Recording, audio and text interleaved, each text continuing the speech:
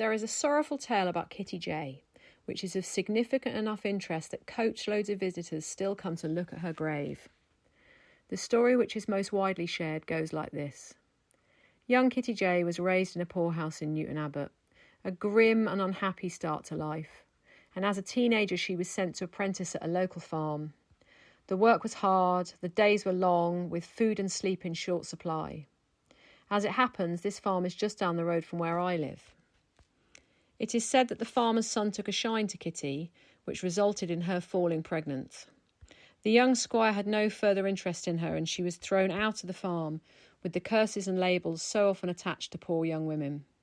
Knowing her options were few, Kitty J hanged herself in a barn I often ride past. As suicide was considered ungodly, she was buried at a crossroads so that her soul could never rest. Over the years, unknown hands, maybe pixies, have ensured that flowers are always laid on her grave to help her find the rest that life denied her. Poor Kitty J. Just a few short canters away from J's grave is Bowerman's Nose, also the site of local legend. Bowerman was a well-respected local gent who liked to ride to hounds and hunt across this patch of moor. He shared this stretch of Dartmoor with a terrible coven of witches who was said to bring great misery to the local people. Bowerman told everyone he was afraid of nobody, not the witches or even the devil himself. One day, while out hunting a hare, Bowerman crashed through the Sabbath meeting of these witches and caused them great angst. One of the witches, known as Leverer, had the power to shapeshift, so in order to take revenge on Bowerman, she took on the form of a hare.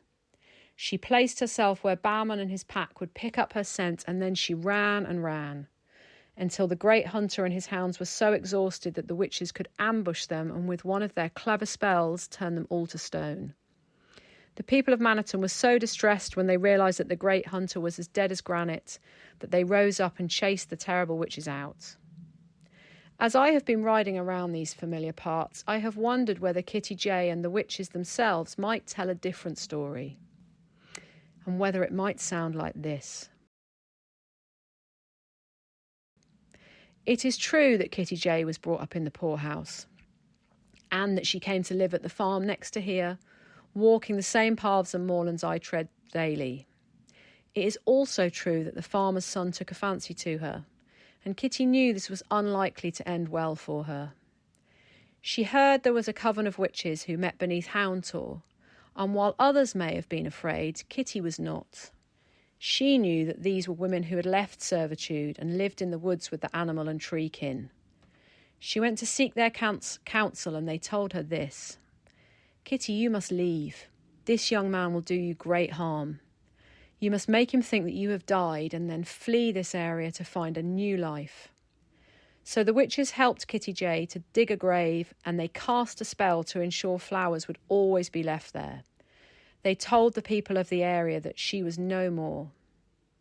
They also cast a spell to protect the hare and her family, who were hunted almost to extinction. To stop their merciless death, they turned Bowerman and his hounds to stone, but they spared his great white horse. They gifted this horse to Kitty J so that she could ride and ride, leaving her grave and life of service behind her. Their work here being done, the witches also took flight and left the parish of Maniton, with the grave of Kitty J always tended to, and the hare and her family left to dance another day.